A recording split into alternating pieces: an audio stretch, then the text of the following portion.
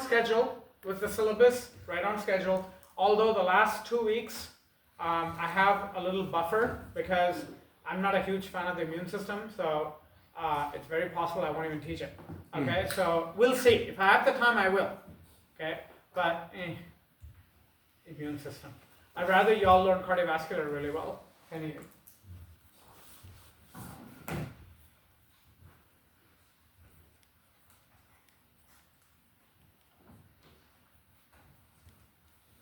I added a little sentence to your notes. I hope everybody got the notes in response to my 12:16 a.m. email.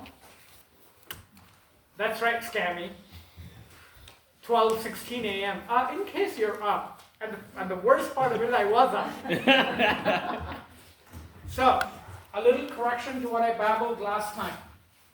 Cyclic AMP is pro-contraction. Cyclic AMP causes contraction, and thank you to the students who asked me about that.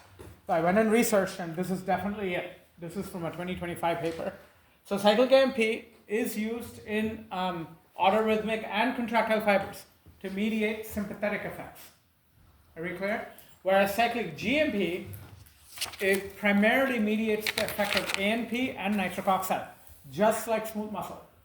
Okay? And cyclic GMP is involved in relaxing the heart. That's why Viagra relaxes your heart, because that's what Viagra does. Viagra increases cyclic GMP levels. Are we clear? Yes. Unfortunately, not unfortunately, well, Viagra, cyclic GMP in the genitals will relax the blood vessels there, and it causes erection there. Am I making sense? So Viagra failed as a heart drug, but it took off as a ED drug. Okay? Any questions? Everybody got these notes? Yes. My God, you're on time. I'm having a coronary. Use late is use on time today. Okay. So we're doing a pretty complex concept. It's called cardiac cycle, and very, very important. I'm going to rush through ECG because you already did ECG in the lab. All of you did. So not a big hoo-ha there. So I'm going to kind of whoosh through that. So, but before I do that, just a little bit of anatomy. It's relevant because we're going to be talking about all these vessels. Okay. So understand that again, the heart's made up of 4 chambers, right? You got the right atrium, the right ventricle, the left atrium, the left ventricle.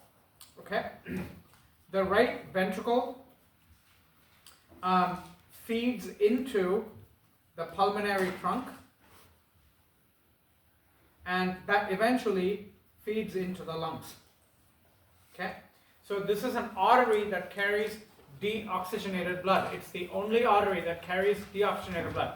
The only artery system that carries deoxygenated blood.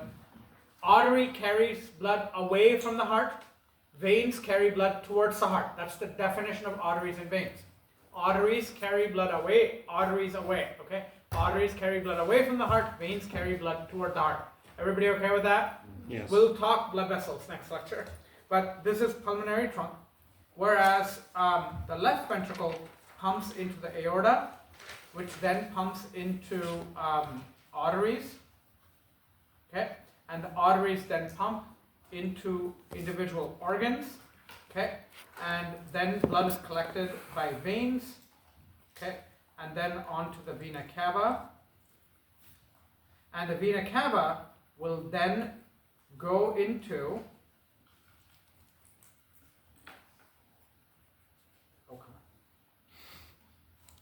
the right atrium. Okay, that's all the anatomy I need you to know. Okay, really nothing more than that. You'll go into complicated heart anatomy in anatomy. Okay, not here.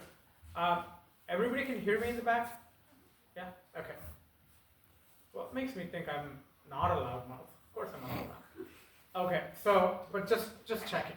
All right. Now there are 2 sets of valves that are important. So the valve system in the heart is important. So the atrium and the ventricles, so the AV valves, okay, So we have the tricuspid valve on the right side and the bicuspid valve on the left side. Okay? Tricuspid means 3 flaps, bicuspid means 2 flaps, and these are both mechanically gated valves. Mechanically gated means how does it open? Force, right? These doors are mechanically gated, right? You push on them, they open. Mechanical means force, force, force. Everybody got that? Yes. So these are mechanically gated valves.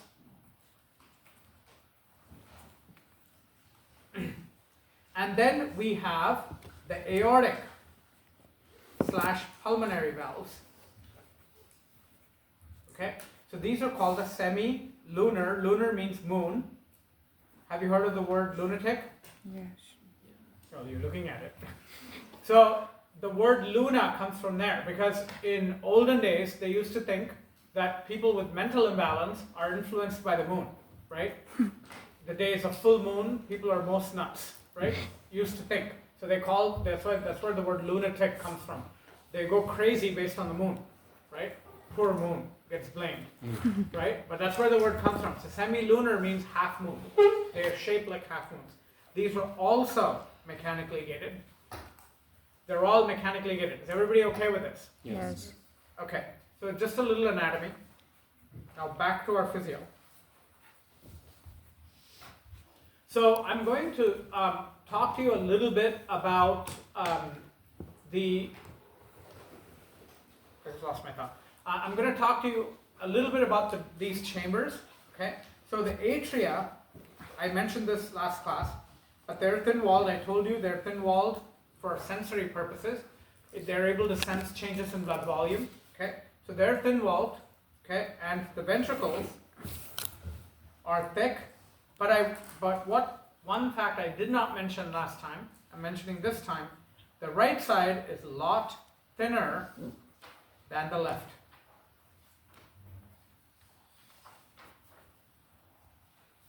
Okay, particularly the ventricle.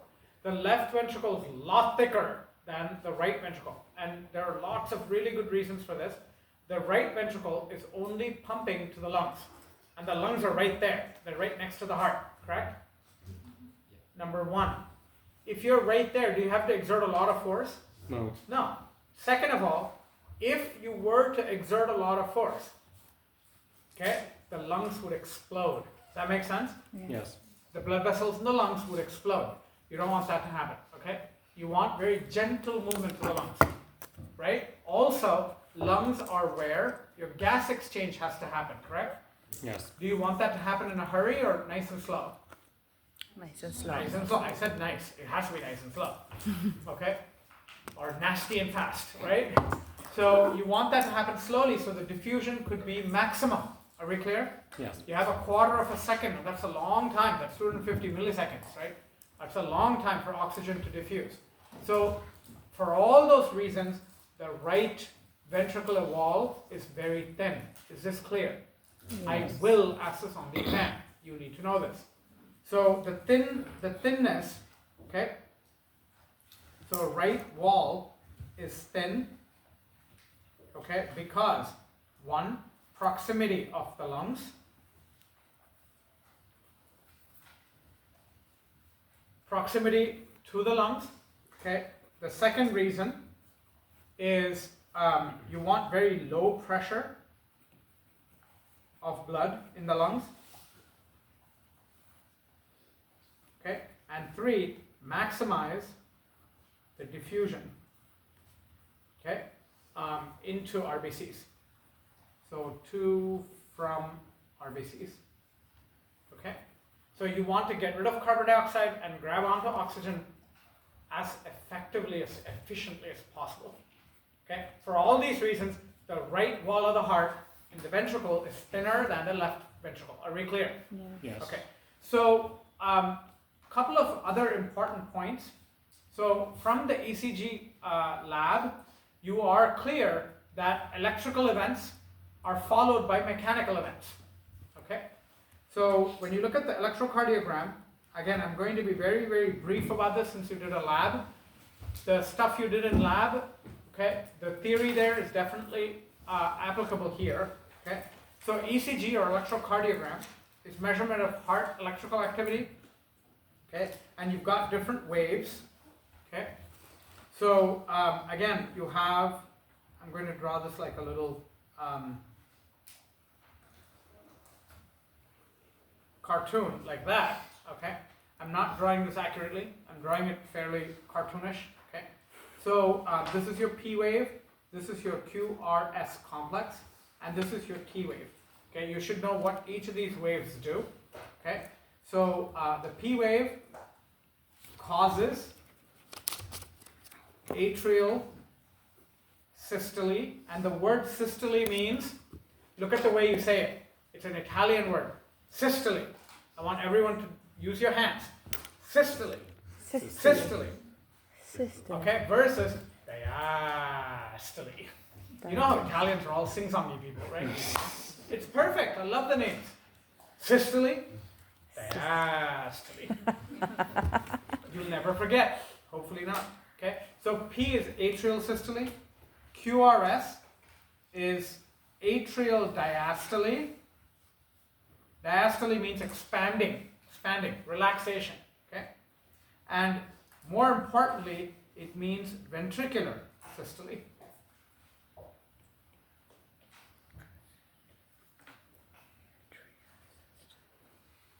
Okay, QRS indicates both, okay? And then the T wave is ventricular diastole. Are we okay with this? Yes. All right. So we're now ready to go into cardiac cycle. We're ready to go into cardiac cycle. This will require a lot of visualization, okay? Everybody needs to visualize, which means wake up, okay? And start spending some ATPs in your brain. I want you to visualize, otherwise you won't understand this. Are you with me? Yes. So visualize, okay? So think about it. I told you that P wave causes atrial systole, right? That means the atria, this is atrial systole, everybody. Atrial systole. When I squeeze the atrial bags, what's going to happen? The blood in there is going to force the AV valves to open, and blood's going to flow down. Are we clear? Yes. Okay? So, but if you're measuring pressure, if you're going to measure pressure, right? And that's exactly what we're doing. You're measuring pressure, okay, on the y-axis. Forget about the x-axis, it's not important. It's arbitrary. So when you measure pressure on the y-axis, I'm going to draw the atrial pressure in green, so pressure of the atria, right? Now think about it. Right before the P wave, the atria are relaxed, correct? Yeah. Yes. Okay? As soon as P happens, the atria are going to squeeze. When you squeeze a bag, what happens to pressure? It goes up, right? So as a consequence of the P wave, right? And I'm going to draw this very roughly, and then I'll show you a really nice diagram, okay? So the atrial pressure, okay, is going to be fairly low. Okay, the green is atria, okay? It's going to be fairly low, and boom, you have an increase in pressure, correct? Yes. Yes. And so notice, I want you to notice here, very important, okay? So here's the P wave, right? Here's the end of the P wave, right? Yes. Okay, so I should draw this a little more accurately. Yes? A little bit like that, right? Because here's the P wave, right? As soon as the P wave ends, the atria squeeze maximally. Do you agree? Yes. Okay? So this is the pressure. Now again, guys, what are we measuring? We're measuring the pressure of the chamber, okay? Chamber surrounded by cardiac muscle, right? Cardiac walls. So when those walls squeeze, they will push blood down, okay? So I'll finish this chart, okay? There's yet another little bump, okay, that happens here, okay? And then we have, that's it. I mean, the atria are very thin walled, right? So not a big change in pressure. the ventricular pressure, ventricles, okay, ventricular pressure, this is important. So the ventricle is actually, okay, lower than the atrium, okay, because it's relaxing at this point, okay, and you have a very similar increase in ventricular pressure. Because when blood goes from the atrium to the ventricle inherits that blood, right? It's going to experience, and remember the walls are continuous. The atria and the ventricle are connected on the left as one group of muscle, correct? Yes. They all have gap junctions, so you're going to have that excitation spread to the ventricles also. But it's a really weak increase in pressure, all right? Now what's going to happen is now the AV valve will shut, okay? So the blood that's now in the ventricles is going to hit this, but it can't open in the other direction. We don't want that, right? You just came from the atrium. You want to go back to the atrium? No. You come down, the valve closes shut. Are we clear? Yes. Again, in anatomy, you learn how and why, okay? But the valve closes shut. The valve only opens in one direction. This is true about every single valve in the body. Are we clear? Yeah. They're all one-way streets. They will not open in the other direction. If they do, you're diseased. There's a problem. Okay? So the AV valve, blood's going to hit. Okay? Yes. And that explains this second little peak. Make sense? Because blood is gushing back against those walls. Right?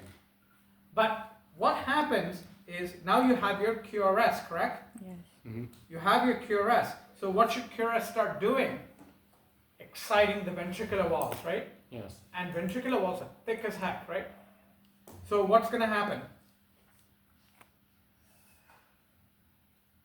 Right? Mm-hmm. You're going to increase the pressure in the ventricles. Do you want pressure in the ventricles to increase really suddenly? No. No, it's fairly gradual. Does that make sense? And this is pretty gradual. Are we clear? Yes. And then you hit a certain peak, okay? And then the ventricular pressure comes down, and then the whole cycle repeats again. So again, the color coding, this is atrium, and this is ventricle. So tell me, why is ventricular pressure so much higher than the atrium? Very easy answer. Too cold. Why is ventricular pressure so much higher in red than the atrial pressure in green? You have to push longer distances. That's the consequence. My question is why? What contributes to this? A hint, I've already said it. Walls are really, really thick. Thank you. The walls are super thick, right? No wonder you are exerting a lot of force.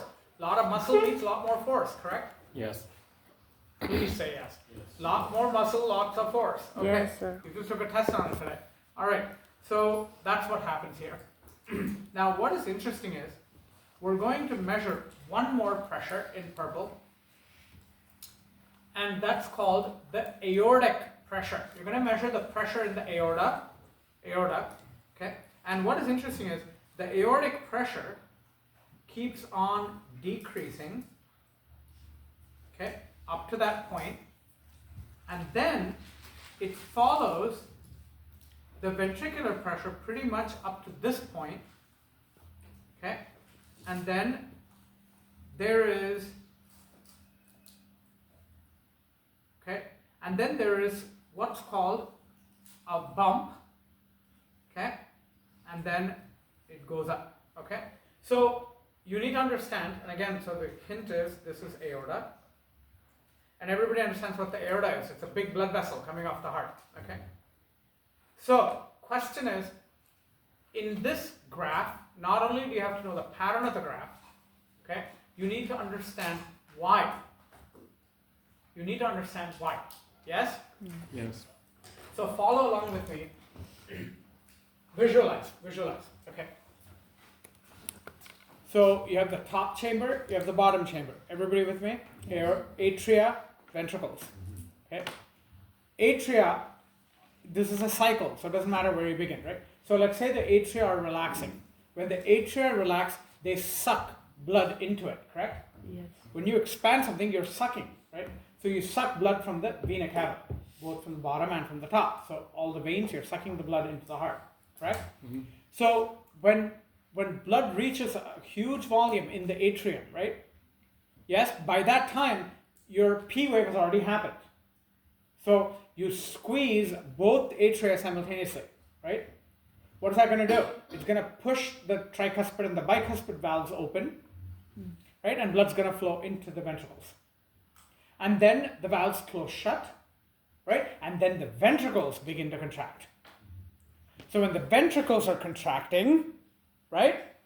Eventually, the blood's going to be pushed into the aorta, right? Or into the pulmonary artery, right? We don't look at the right side of the heart because it's really, really low pressure. And I told you why, right? And the number you must know. The right side of the heart, the maximum blood pressure there is 2 millimeters of mercury. That's pathetic. 2 millimeters. Everybody's measured their blood pressure, right? It's 110/70 usually, correct? Mm-hmm. That's 110 millimeters of mercury over 70 millimeters of mercury. The pressure in the right side of the heart is 2 millimeters of mercury. Do you see how tiny that is? Yes. Yes. Because you're going just to the lungs. What do you need all that pressure for? Okay. So all these measurements are done only on the left side. Are we clear? Yes. Yes. Because the right side doesn't experience this kind of pressure. So this is all left side of the heart only. Make a note. Left side of the heart. So what happens when the left ventricle, which is this big mama, right, contracts? When the left ventricle contracts, you have to accumulate enough pressure to fight the aortic valve, correct? Mm-hmm. Normally the aortic valve is shut, right? So you have to put enough pressure, yes? Yes. To do what? Open it. Open. Say something before I sprain everything in my body, Open. right? You open, so that's a mechanically gated valve. Do you agree? Yes. Okay, so at that point, the aorta is now open and the ventricle's pushing blood into the aorta. Are we clear? Yes. The left ventricle pushing blood into the aorta. So how come they match, the purple and the red? Because the aortic valve is open, correct? Yes. So, and ventricles are continuing to contract, and you want that, right? Because you want blood to be pushed into the aorta, not fall back into the heart. Are we clear? Yes. So you're pushing blood, and so what do you think really happens? Let's see if you're smart enough for this. What happens here? Blood pushes back, even though the door is closed. But before blood pushes back, something must have happened, right? I did this initially. So right here, I did this, correct? Yes. But which means what did I do here? Closed. Closed it, exactly. The aortic valve is closed, it's shut. And this increasing pressure is really, really important. This is the marker for your health. Your overall heart health is measured by this one little bump.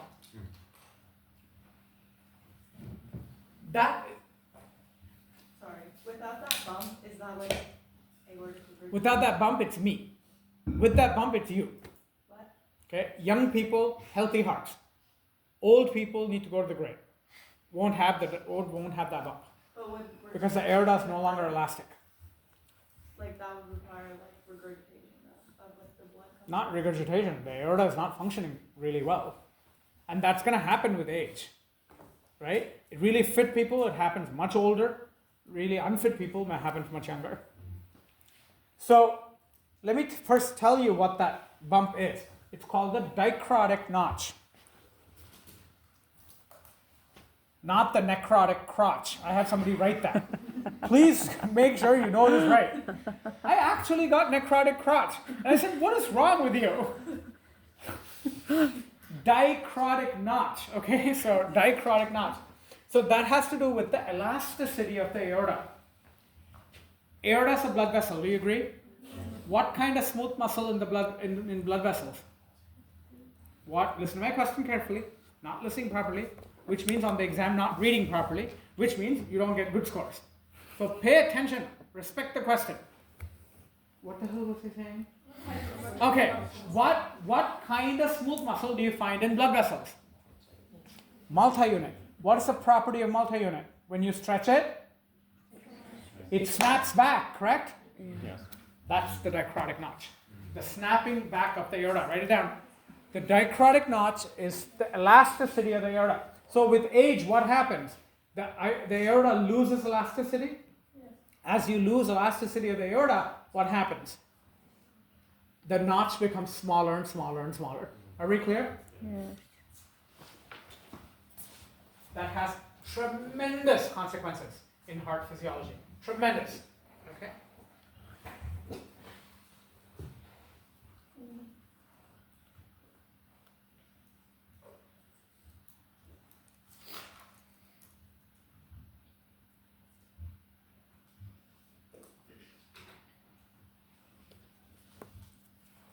So, let me demo this again for you. Blood pools in the aorta. Everybody visualizing? So my hands right here, that's the aorta, right? Blood is pooling, pooling, pooling. Aorta is very elastic, right? At least in healthy people, right? Yes. So blood is pooling, pooling, pooling, pooling. Isn't the smooth muscle being stretched? Yes. Yes. Okay? Mechanically gated sodium channels open. The smooth muscle is going to contract, correct? Yeah. So when it contracts, what happens? Snaps. And when it snaps, blood cannot go back to the heart because the valve's shut. Yes. Yes. Correct? Which means the blood only can go forward. Isn't that beautiful? Yes. All hail evolution.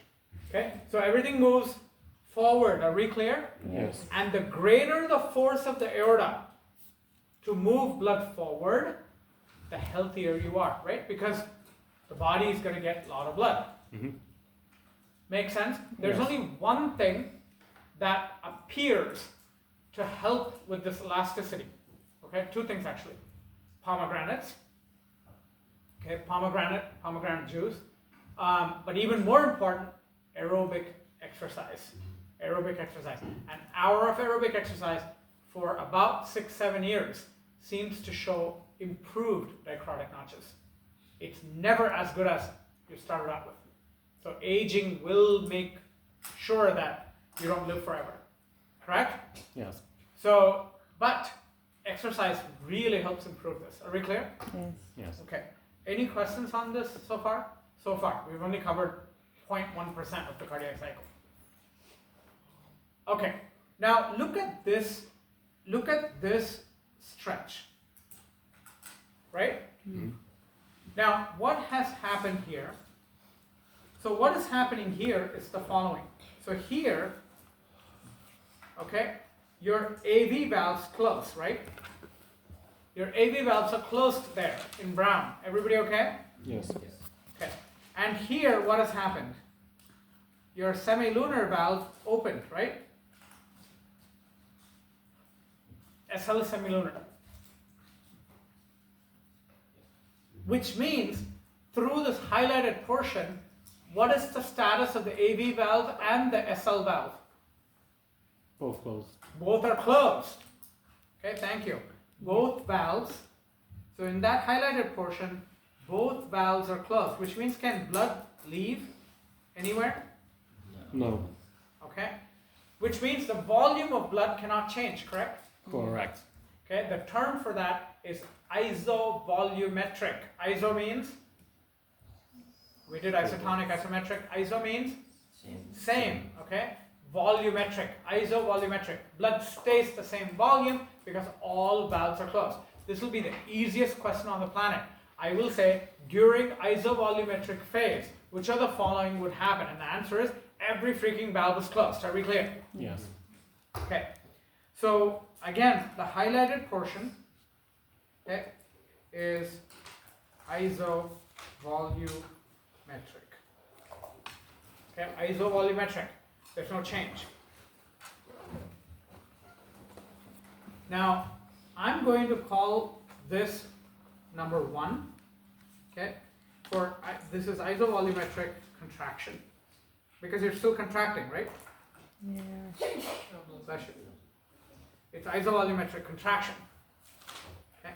Now, where else will you see isovolumetric? Here, correct? Oh yeah.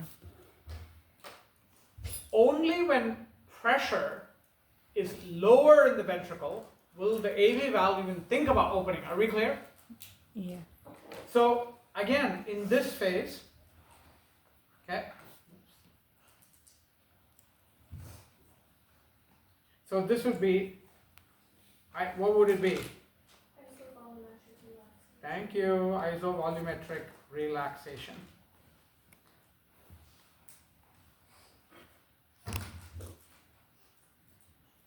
Always know this. This is really important for the next upcoming lecture.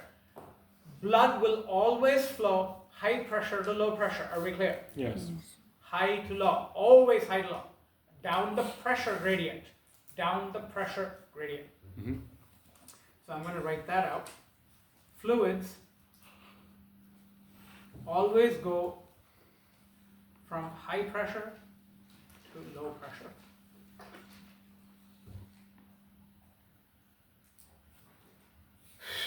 I want you to look at this graph for a minute and tell me if you have any questions.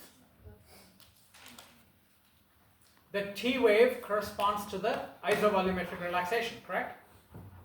Because what does a T wave do? Ventricular relaxation, hello? Yes. Ventricular diastole, right? Oh, yeah. Relaxation and diastole mean the same thing. Contraction and systole means the same thing.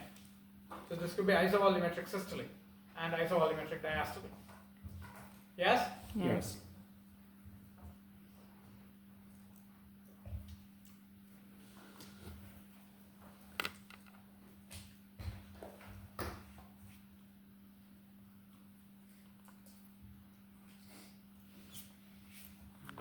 This will be posted tonight, probably at 12:13 a.m.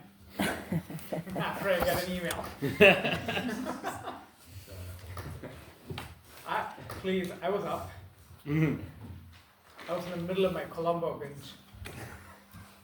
Only he knows what Colombo is. This is really sad. It was a show from the 60s. Y'all suck. Colombo's fun. It's a crime show from the 60s. Pretty cool. Non-computer days. What? Was the 60s back in like black and white TV?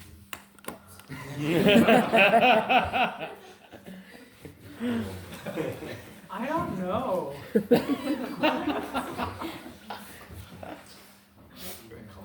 Go back to Mary. Is this stupid cycle making sense? Yes. Say Yes. something before I pass out. I need my caffeine.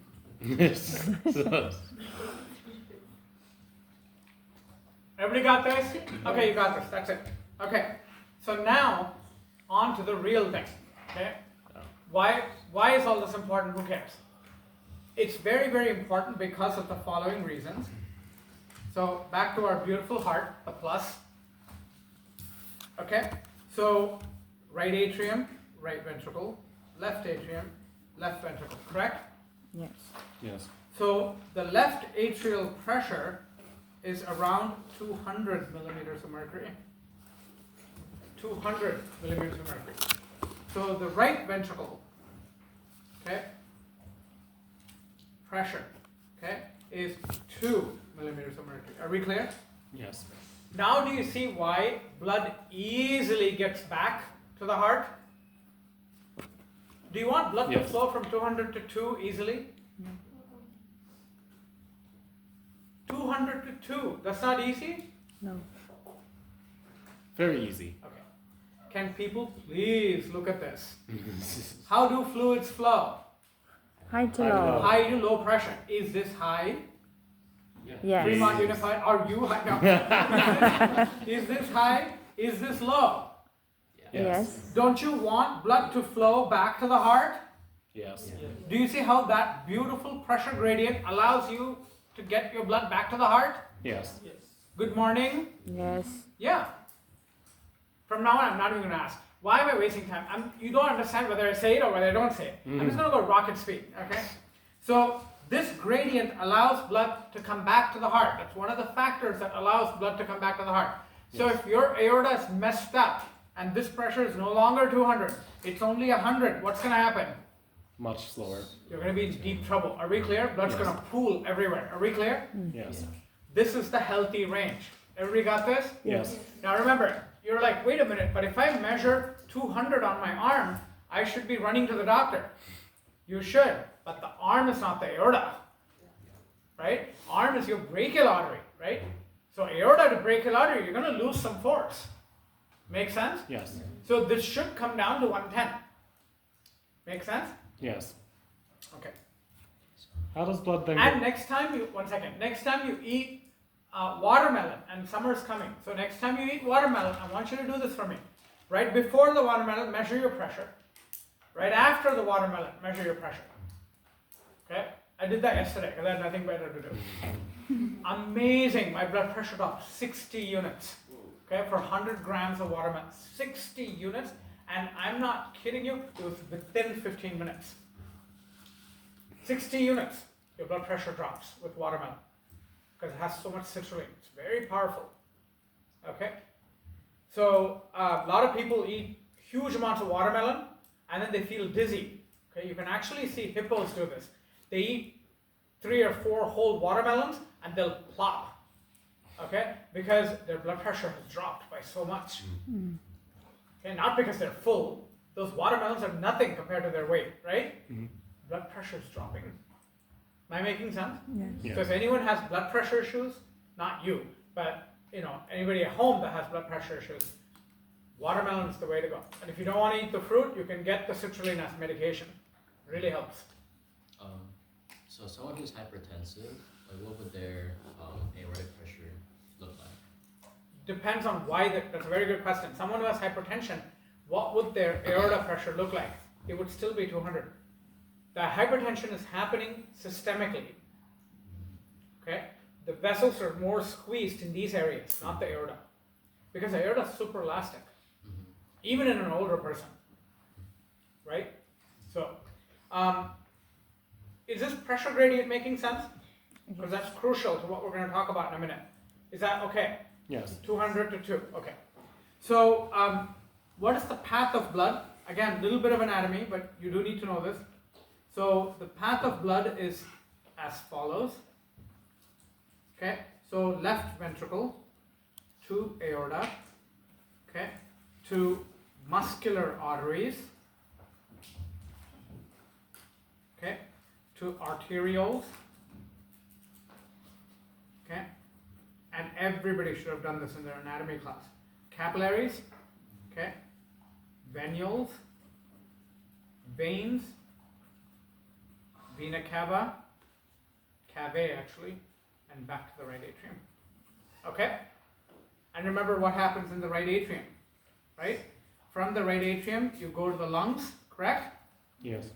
And you go back to your left atrium and back to your left ventricle. Correct? Yes. Here's the cycle.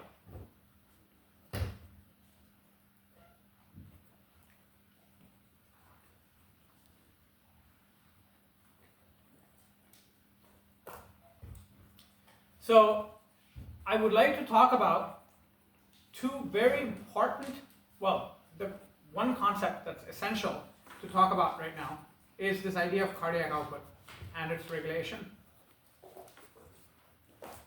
So cardiac output is exactly what it says. Cardiac output is exactly what it says.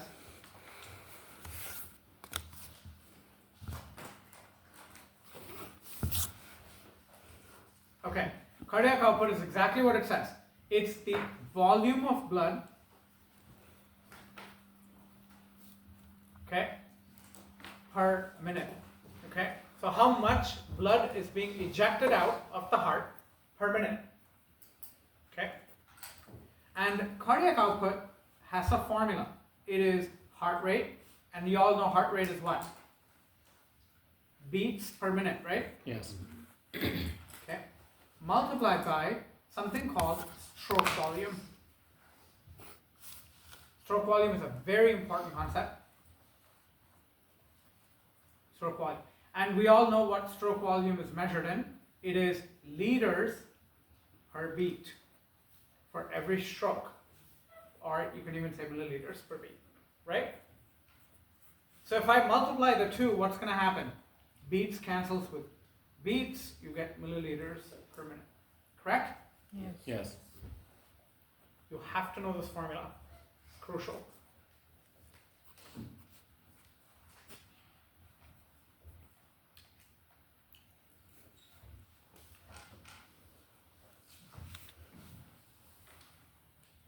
Everyone okay? Yes. Yes. So how do you regulate cardiac output? Before we go into that, I want to define stroke volume a little bit better for you. Stroke volume is the difference between the end diastolic volume minus end systolic volume. You remember what diastole means? And then systole, right? Systole. Okay. So end diastolic volume minus end systolic volume. So end diastolic volume is the volume, okay, right before the ventricle contracts. Now remember, right before ventricular systole is the end of ventricular diastole, correct? Yes.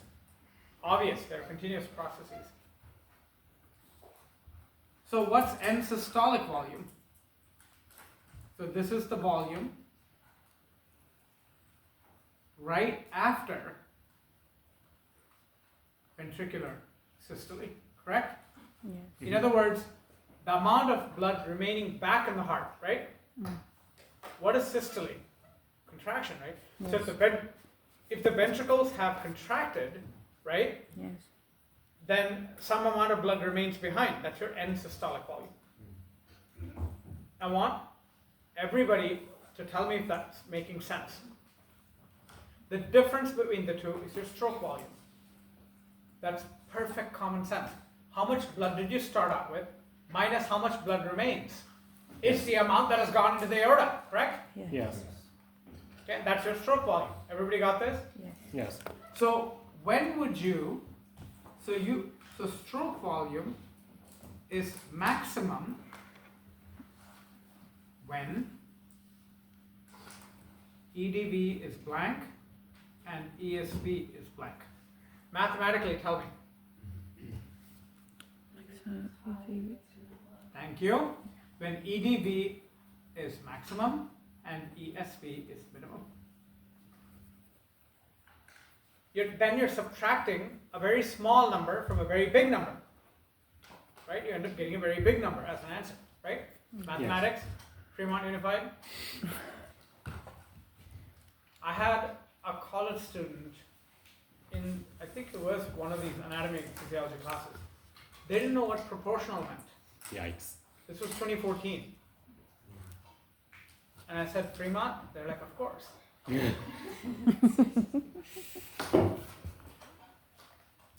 No, it wasn't A&P. It was 102. It was in 102, one of the 102 classes. Oh, sometime in 2020. I was like, you gotta be kidding me. Anyway, so I never assume. Okay, so is this making sense? Okay, Yes. so this becomes important in a minute. So think about it. Cardiac output will be maximum when?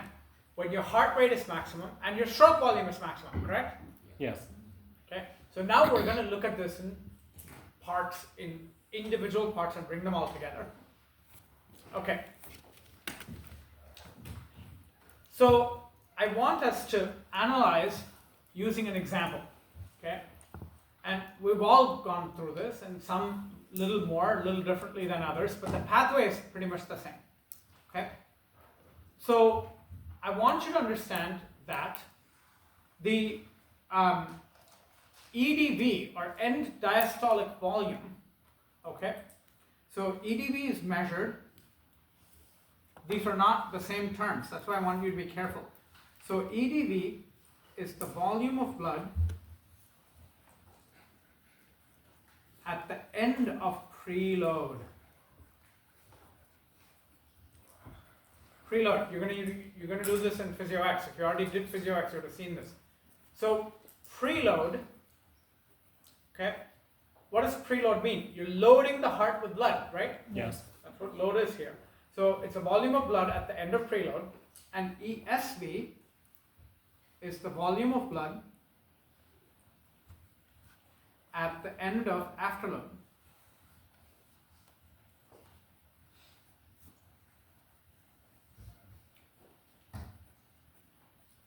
in a perfectly fit person,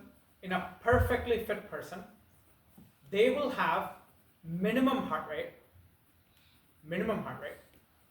maximum preload, and minimum afterload.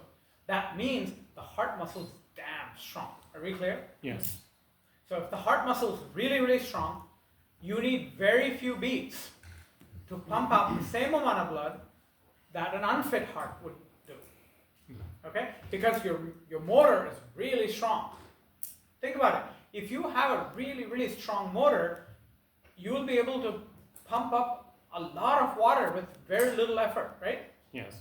It's the same idea, right? A powerful heart will have maximum preload, minimum afterload, and very few beats. Are we clear? Yes. So a very fit heart will have maximum stroke volume and maximum cardiac output, even if the heart rate is lower. Makes sense? And that's Yes. exactly what you want. That's the function of the heart. You want to pump as much as possible. Okay. So everybody got this part? It'll all come together. Just be patient with me. I know it's bits and pieces. It's coming together. Okay. So what is happening with the sympathetic nervous system here? So SNS affects, okay, number one, you already know this, right? SNS opens HCN channels, which means increased heart rate, yes? You have increased signals from the pacemaker. Yes. You have increased signals in the pacemaker, you have increased cardiac contraction, correct? Mm-hmm. So increased heart rate. Is that making sense? Yes. All right. So secondly, the sympathetic nervous system actually opens calcium channels, okay, in contractile cardiac muscle. Now, what does that do? If you open more calcium channels, more calcium is going to come in, correct? Mhm. It's going to come in faster. More of it is going to come in. You will affect the contraction strength of the heart. What is that term called? Contractility. Good. You will have increased contractility.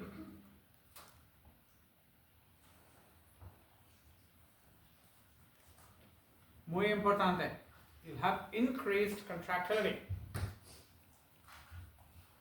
So that effect is direct, correct? Mm-hmm. On the cardiac muscle, it's a direct effect. There is an indirect effect.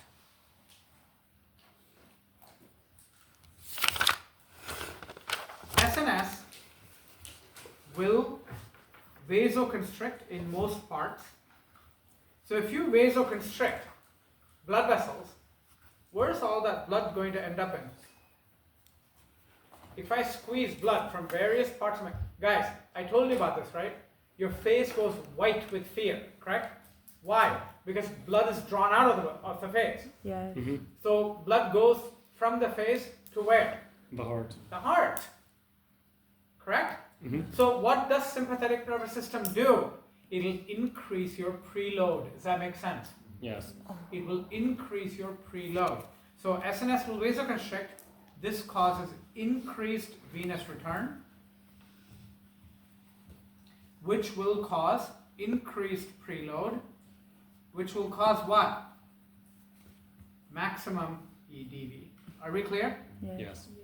And what will contractility cause? I know, but what will it cause? Minimum or maximum what? Maximum. Maximum what? ESV. RB. No. Maximum ESV. No, sorry. ESV is how much blood stays back in the heart, Yes. correct? Minimum. Minimum ESV. Yes. Thank you, maximum stroke volume, correct. Okay? So this will cause minimum ESV. Now, isn't that the recipe for success? Yes. Right? Mhm. If you're dealing with, now I don't want someone asking office hours, what minus V mean? It's minimum ESV. Minus V is coming. Guaranteed minus V is coming. And thankfully I don't put my video on Zoom. So I can frown all I want. But why am I doing this to myself? let me write it properly.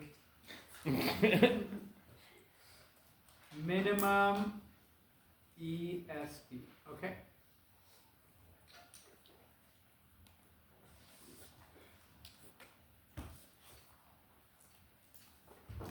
Because if you contract with a lot of force, what is it going to do?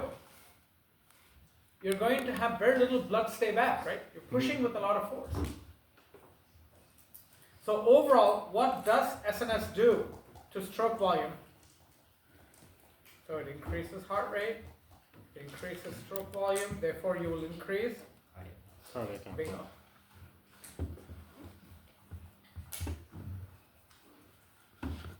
Parasympathetic, the only thing it does is it decreases heart rate. That's all.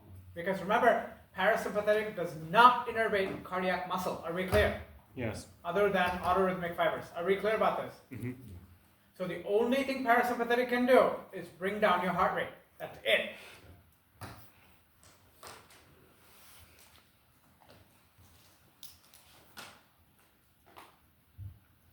If I were to inject acetylcholine into a person,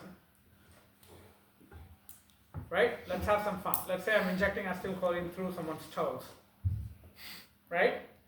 A lot of it, right? That'll go straight to the heart, right? And the heart will really slow down, correct? Yes. Did you know that there are lizards in the Amazon basin that do exactly that? Now these lizards are not that big, right? But they eat deer. So they will inject the deer with poisons that will inhibit the acetylcholine degrading enzyme, which means acetylcholine, there's lots of acetylcholine, right? So the heart of the deer will keep beating, but the brain is gone comatose. Are we clear? Because brain's not getting enough, it's brain dead basically, right? But the heart is still beating. Because Amazon, these lizards don't have a refrigerator, right? They need to eat this meat for a whole month. And in the Amazon, it's going to go bad in 2 hours, correct? Yes. So they keep the circulation going so that the body doesn't decay. Aren't I amazing? I mean, isn't evolution amazing? Look, I mean, this is how you make nice connections, right? And no, I wasn't high when I made that connection. Not that much. But the point is, there are biological mechanisms that use this. Are we clear? Yes. So as long as the heart's beating, right? Your immune system is working, your blood's working, things won't go bad. Are we clear? Mm-hmm.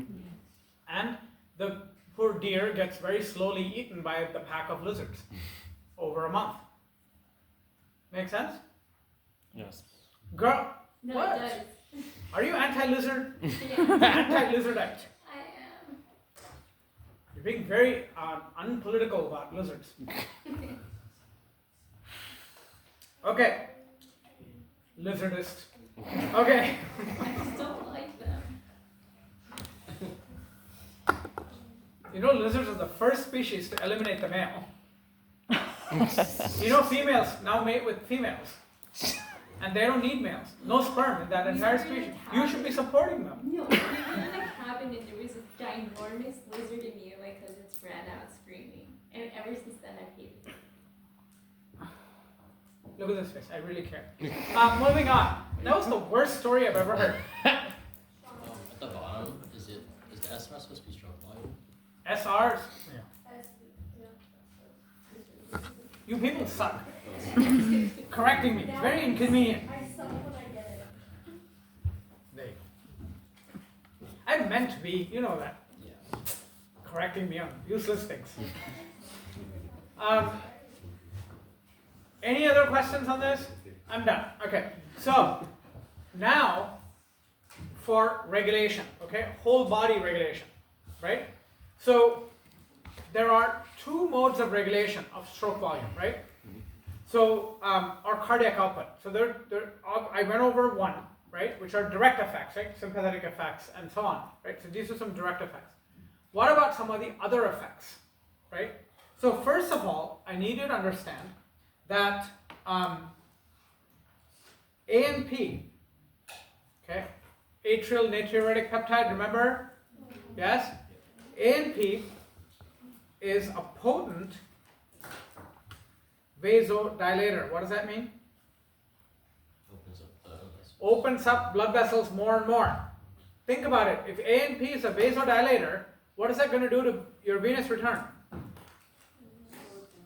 Slow it down. If blood vessels expand, blood's going to pool there, correct? Yes.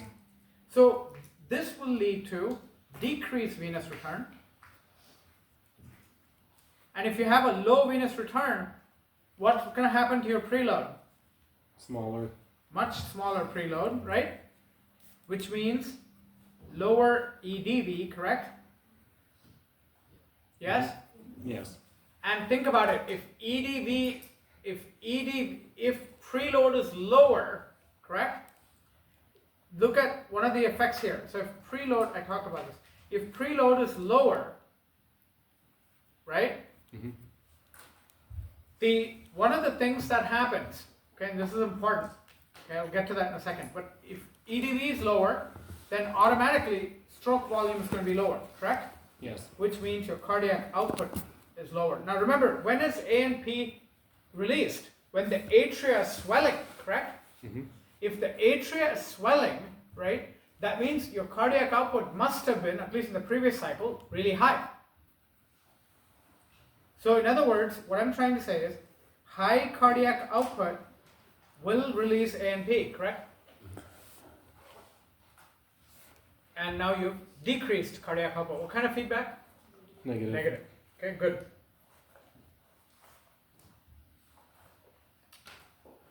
Another hormone that's important is ADH. ADH is also called vasopressin. You need to know this for next week's exam. Vasopressin comes from the posterior pituitary. Vasopressin, what do you think it does? Presses the vaso, right? Vaso means blood vessel, right? Mm-hmm. So this is a vasoconstrictor, correct? Yes. So what will that do? Increase venous return, right? Which means what? Increased preload, and you know the story. Overall, that's going to be increased cardiac output, correct? Yeah.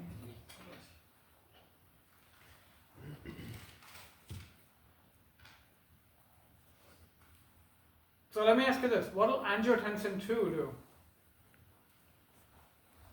Angiotensin 2, you need to know this for next week. Angiotensin 2, remember the RAS system?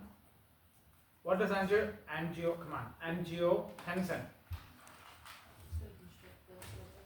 is another vasoconstrictor, right? So angiotensin 2 will do exactly the same thing, yes? Yes.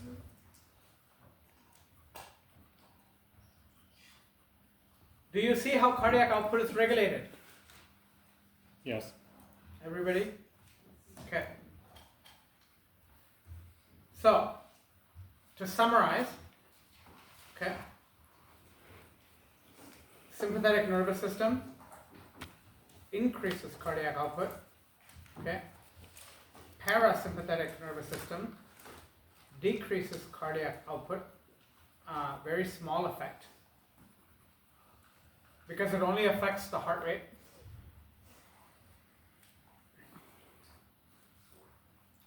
ANP decreases cardiac output very potently, okay? And ADH and angio2 will increase cardiac output.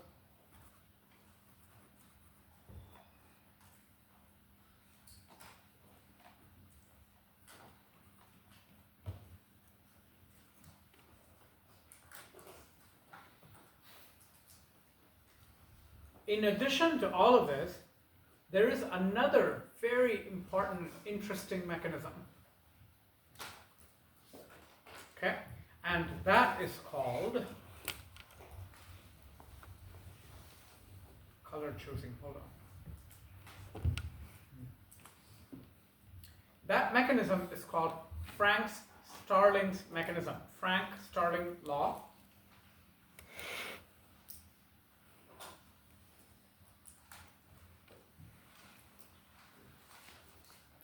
And basically this states the following. contractile cardiac muscle is very similar, and it should be. It comes from multi-unit smooth muscle. Okay, your heart develops from blood vessels embryonically, so it makes sense. It has that property. Multi-unit.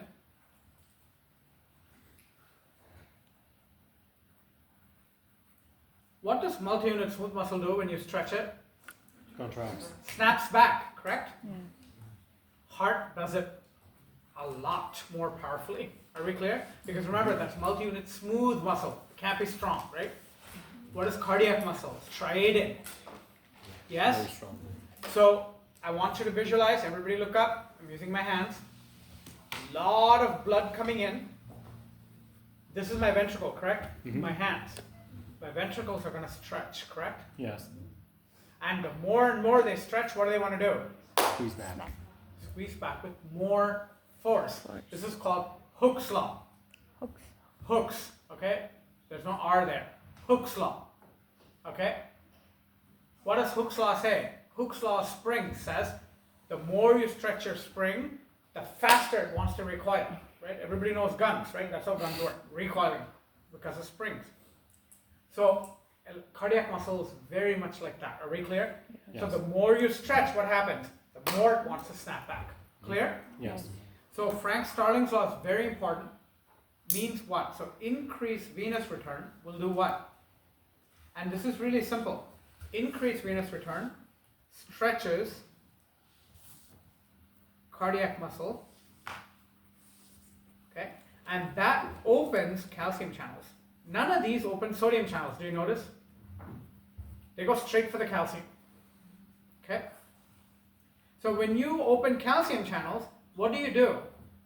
You increase contractility, or do you increase something else?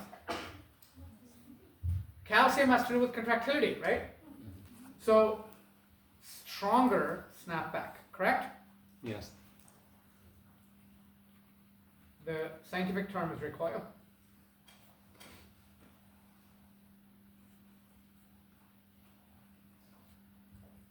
Okay, so Frank Starling's law, the graph looks like this. Okay, so this is tension in contractile cardiac muscle. Okay, and this is the stretch. Okay, make sense? Mm-hmm. The more you stretch, the greater the tension. When normally, how should it be? The more you stretch, the less the tension, because you should expand. What does this mean? See, normally, the graph should look like this, right? When you, if I take a piece of clay and I stretch it, it should stretch, right? Yes. The tension should decrease, right? Mm. But what's happening to tension? Increase. Because it's like multi-unit smooth muscle. Are we clear? Yes. But a lot stronger. So when you have high venous return, what's going to happen? So when you have, so let's analyze this. This is why this topic is difficult. Okay? If you have a high venous return, let's take it step by step. If you have a high venous return, first of all, your atrial walls stretch, correct? Mm. Yes? Yes. And when atrial walls stretch, you do two things. What are they? And, well, remember, with atrial walls, they're really thin, right? You do open calcium channels, but the contractility of the atrium is very minimal. What are the two major effects of atrial wall stretching? Check your notes. Release AMP. Good, you release AMP, okay, which will directly relax the heart. Are we clear? Yes. We saw this, right, through cyclic GMP.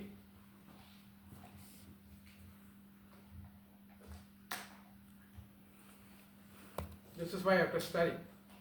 I told you. What did I say here?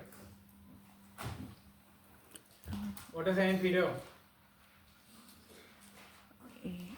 If there's a lot of blood coming in, the ANP is released, it'll try to relax the ventricles a little bit, right? Make sense? Because when you relax the ventricles, it relieves the pressure of the atria so that the atria don't burst. Make sense? Atria bursting, is that a good thing? No. Okay, thank you. Okay. So, this will relax the heart. But what else will it do? It causes water to be excreted.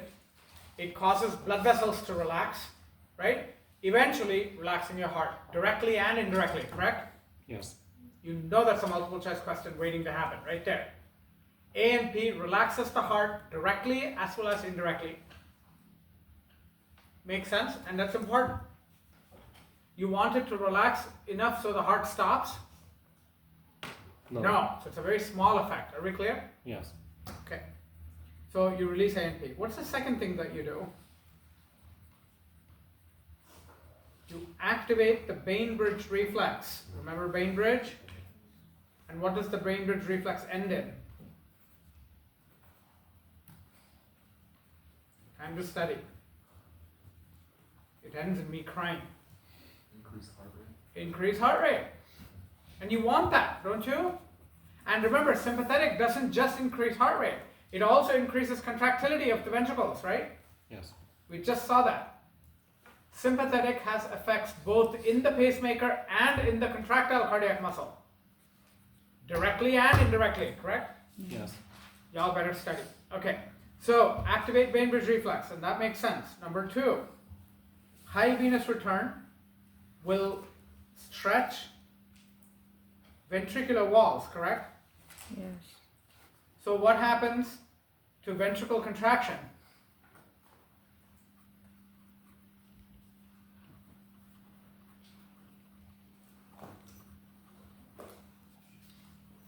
And do you see that SNS will also do that?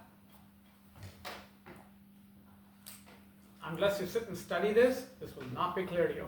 Because I'm throwing so much information at you right now that if you don't sit and purposely study in an organized way, recopy the notes. It really helps. Recopy the notes. It really, really helps.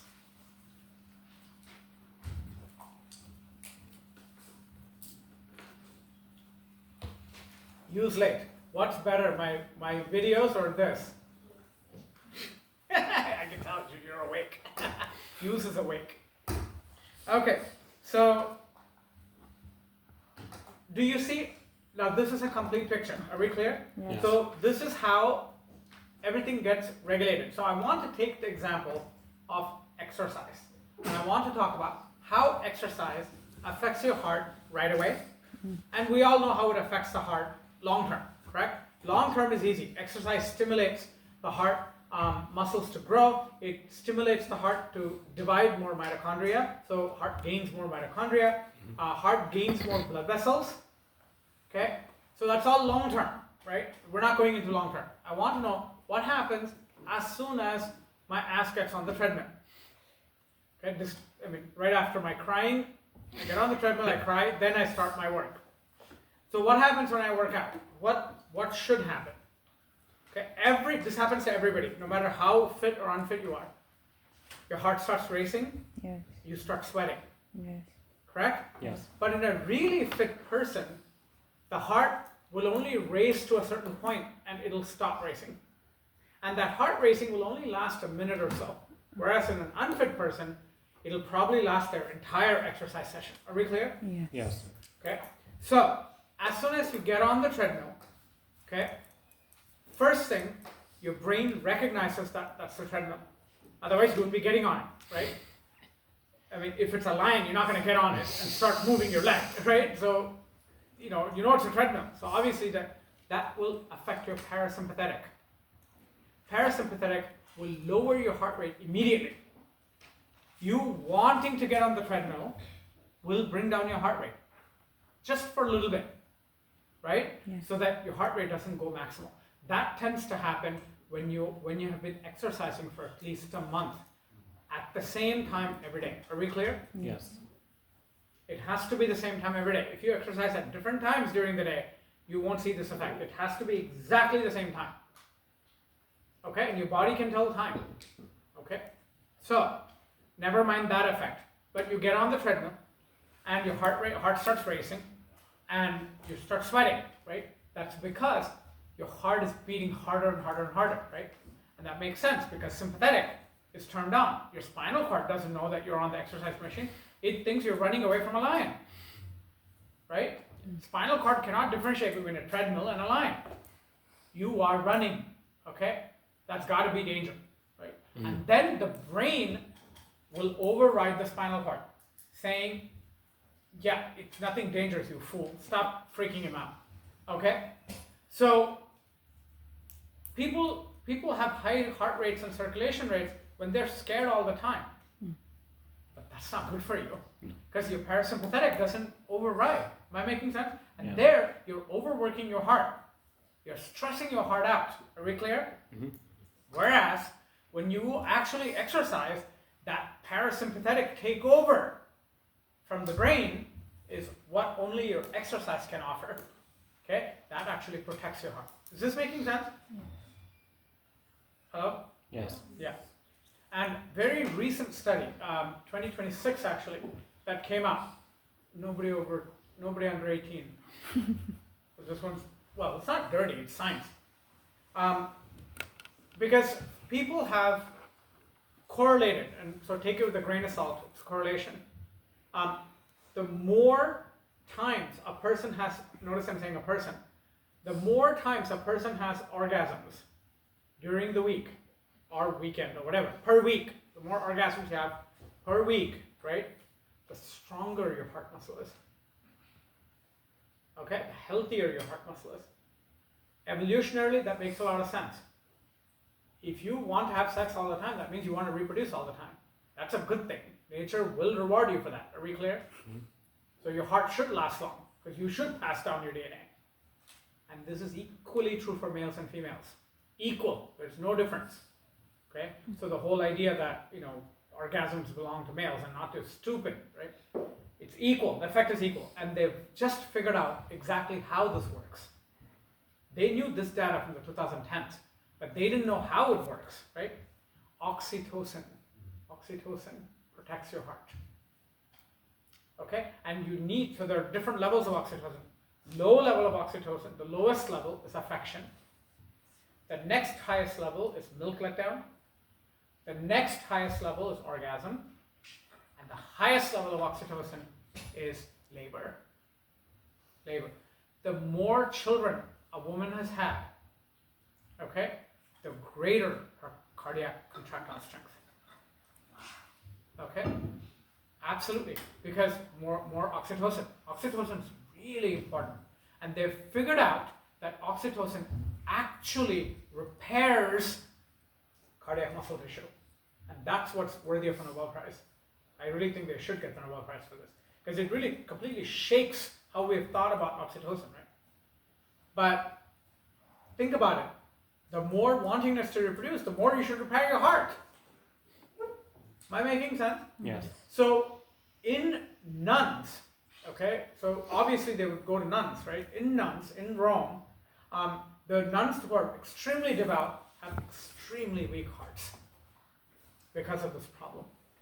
This also happens in women that have been clitorectomized. You know that happens, right? In the Middle East and in Africa, a lot in Africa.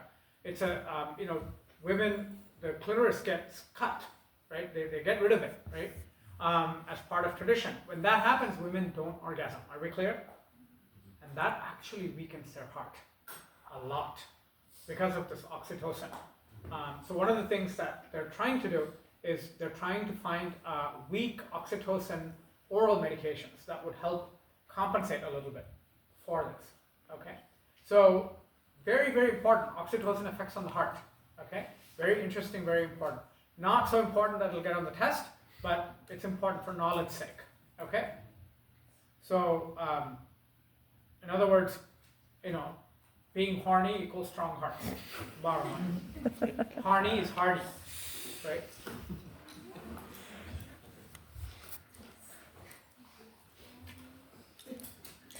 Okay, but this, by the way, this oxytocin protective effect of the heart, it's overridden by cortisol. So if you have excessive cortisol, because you're extremely stressed out at work or stressed out by this class, your heart's screwed no matter what you do. Okay, so does that make sense? Yes. Okay. Anyway, is this Venus return stuff making sense? So you get on the treadmill, your sympathetic nervous system goes up, okay? Your heart starts racing, your heart starts beating more strongly, right? And you do that over a period of time, your heart hypertrophies, it gains more strength. Are we clear? Yes. It gains more mitochondria, it gains more blood vessels, and it gains more strength over time. Okay? Any questions on this? Everybody okay with how the heart functions? With that, the heart unit is over. Okay? I'm going to start blood vessels in 5 minutes, give you a 5-minute rest. Then we'll start with blood vessels. So we'll be a tenth of a lecture ahead. So that's okay. Yeah, 5-minute break.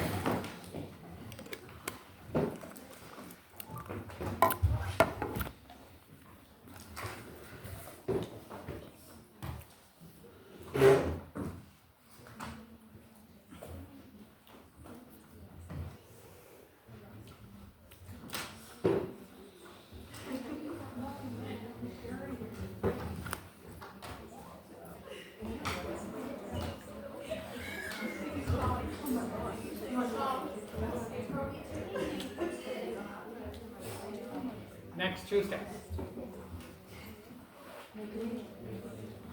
But you're going to measure it in a very interesting way. You're going to use sound to measure your blood pressure. A lot more accurate. So you're going to verify it using a manual, but you're going to do it using Power Lab and see how accurate your manual is. It's actually pretty accurate. Yeah. So it's very interesting.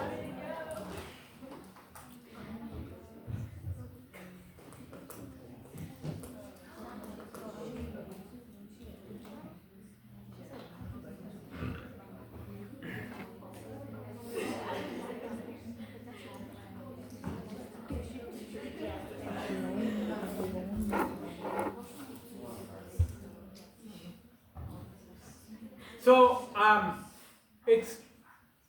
it's time to start. I'm going to try and get. I requested specific evaluations to be loaded on Canvas, so you can do them, and it's going to be completely anonymous, and I won't have access to it until the end of the semester. But I have a feeling they're not going to give that to me because I'm not being evaluated this year. So they're like, oh, we have to override this, override that. They won't do it. So I don't know what's going to happen. So anyway, the bottom line is I'm going to need some kind of evaluations happening at some point. So I'll wait till they get back to me to see if they'll let me do evaluations on Canvas. It'll be easier that way. But if that doesn't work, then maybe I'll have you do some kind of an evaluation. I like to do it mid-semester because people are a little more fresh about things, and I feel like I get much better input.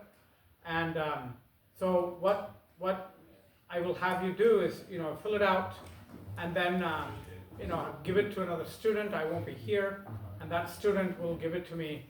That way I don't know who's or whatnot. And I can't tell your writing because I don't grade your exams that way. So you're safe. Am I vengeful? Absolutely.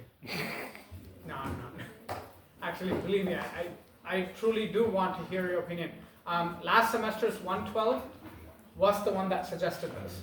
So this was a student suggestion that I teach on the board, that I don't teach off of PowerPoint. Okay, so it is useful. So I do value your opinions.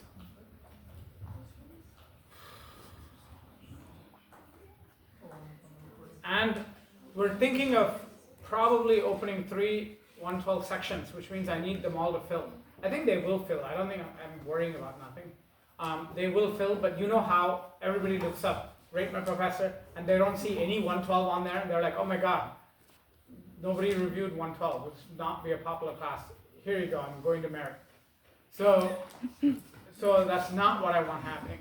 So at some point I want people to put stuff there. Even if it's negative, I don't care. Right? Even if you give me a 0.5.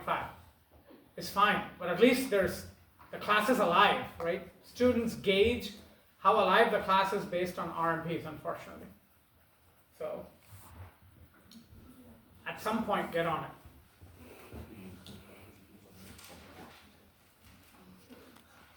I'm so tired. One more minute.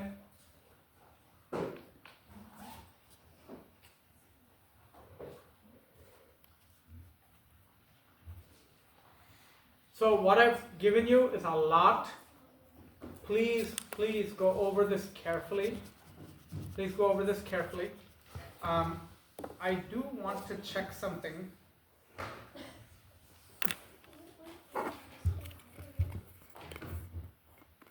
What the, who, the, where?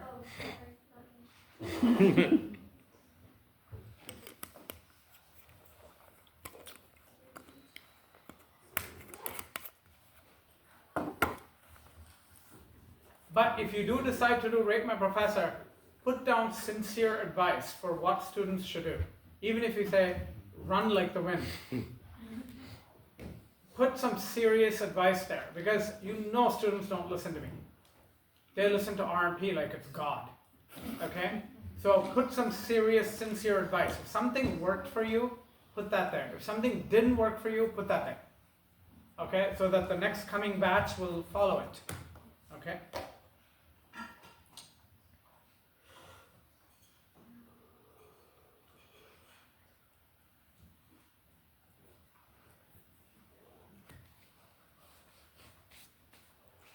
I'm opening this to ask you if you want these notes. Okay, that's why I'm opening this, if it'll ever open. Good morning, good morning, good morning.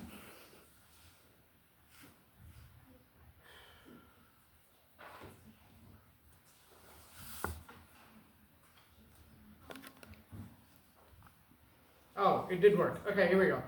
So this is my 103B notes. Okay, here's your cardiac cycle. The reason I like this is it describes all the phases, right? And it has these diagrams. This is the advantage of having notes ahead of time. Yes. Because I can put things like this here. It's very pictorial, okay? So I don't want to, I will put this up in your Canvas, okay? Yes. It will say 103B notes, okay? So use them if you want. The exams will not come out of these. The exams will come out of your own notes. And believe me, those are a lot harder than this, okay? So, but it's really nice to have these notes. Not that my diagram sucked, it's the same as this, right? But it's really nice, right? And then I may have some more helpful hints here, right? Hello? Yes. So I'll put this up, okay? And let me see 103B Unit 3.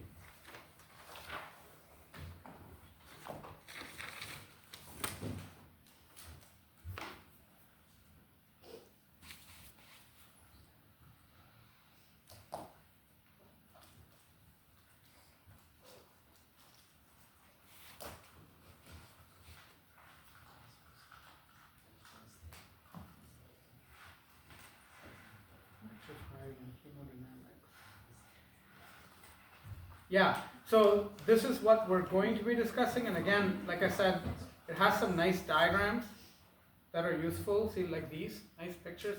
I'll put this up, so use this, okay? So review all this before you come, and nice little tables, and yeah, this is something you need to know in its entirety. I will be going over this, yeah. Do the notes from lab get posted? He will post it. Okay. You mean today's notes, right? Yeah, like the ones during the ECG lab. Yeah, he said he'll post it. Oh. So yeah, he should post it. So here we go. So here's again nice pictures. Okay, so feel free to use them. Okay, I'm going to be going over all this in blah blah right now.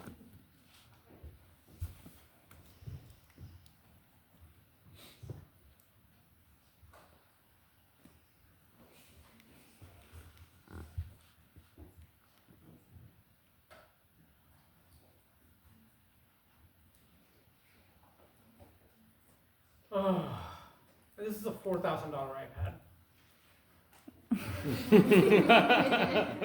I didn't pay for it, of course. Hello, do you see how brown I am? I don't pay $4,000 for an iPad. The school bought it for me. Hell yeah. That's it. My mother at this age will disown me. So, coffee over. Class over. No.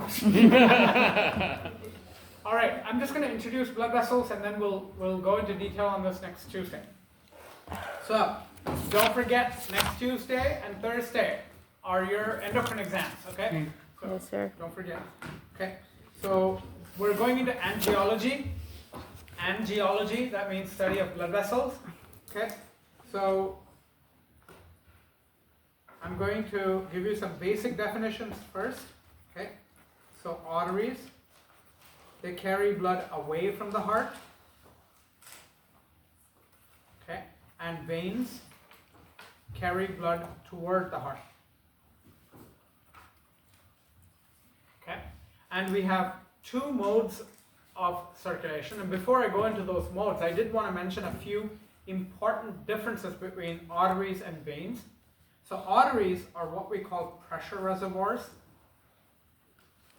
A reservoir means generates. Arteries generate pressure. Makes sense, right?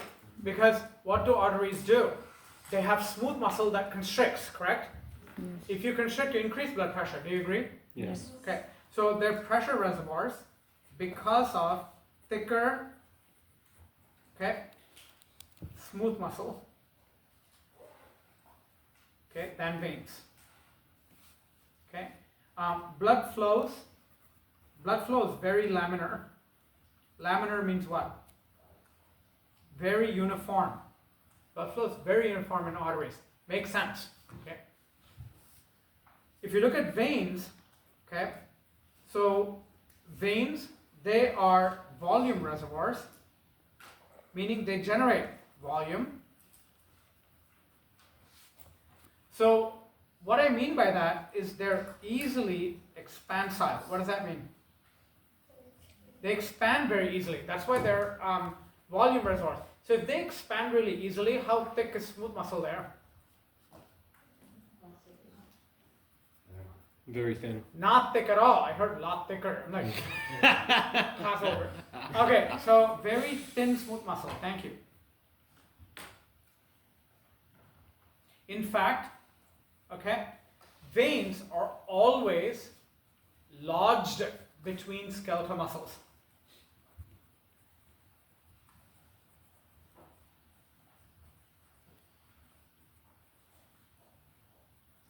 Have to tell you the story, right? A very, very impactful story because it impacted me. It's been impacting me for the past 13 years.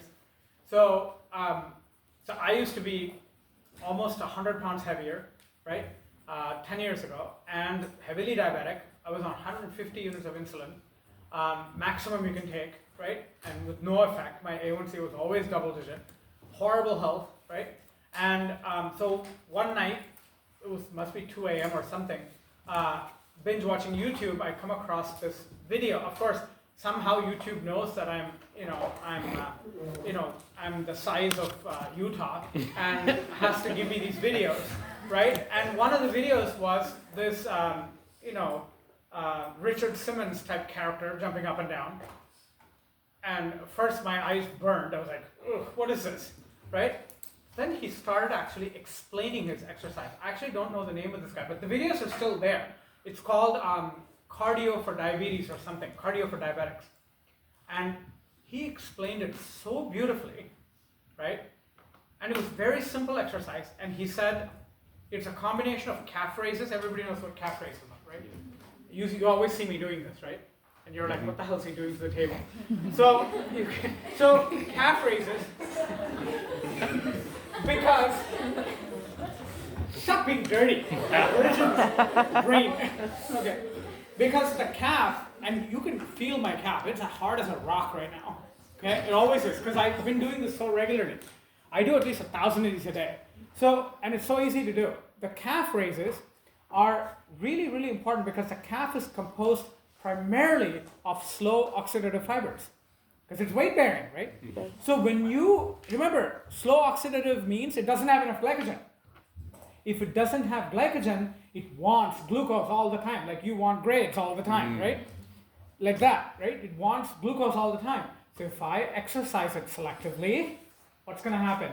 Sure, it goes down. Blood sugar. And at 2:30 that morning, okay, after I saw this video, I said, is that true? I mean, this is Richard Simmons type person. This can't be right. As you can tell, I don't like Richard Simmons. So, and I was like, this can't be right. And then I said, why don't I try, right? So I pricked myself, it was pricking days. So I pricked myself, my sugar was in the high thousands probably. And the machine usually screams at me and cries after I torture it with my glucose. And it was somewhere in the 300 zone. And I was up at 2 in the morning, so it's gotta be stressful, right? And then I did 15 minutes of this exercise that he told me to do. 15 minutes, right? And then I rested for 10 minutes, had a drink of water, right? Just like how he asked me to do.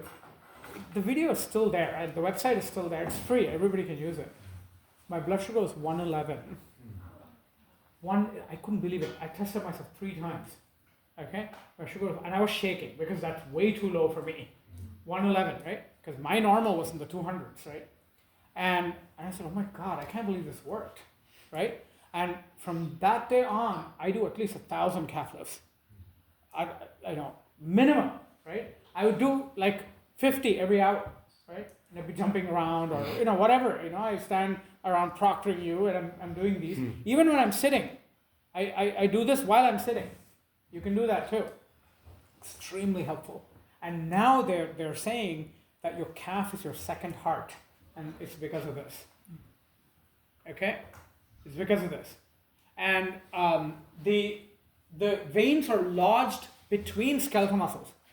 So if I push my gastrocnemius and my soleus hard, guess what's happening in my saphenous vein?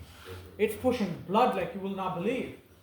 Right? Mm-hmm. If you push blood up that much, the heart receives a lot more blood. Mm-hmm. And over time, when the heart keeps on receiving blood, it's going to start developing new blood vessels. Are we clear? Yes. That's super important because if one gets blocked, you have all these extras that you can live off of. I want everyone to do your calf raises from now on while you're studying cardiovascular. Yes. And all hell veins. Okay? Yes, so sir. We'll continue with this on Tuesday. Okay? Yes, sir. All right. Please study cardiovascular. Please do PhysioX. Everybody promise you'll do PhysioX. Raise your right hand. PhysioX. Thank you.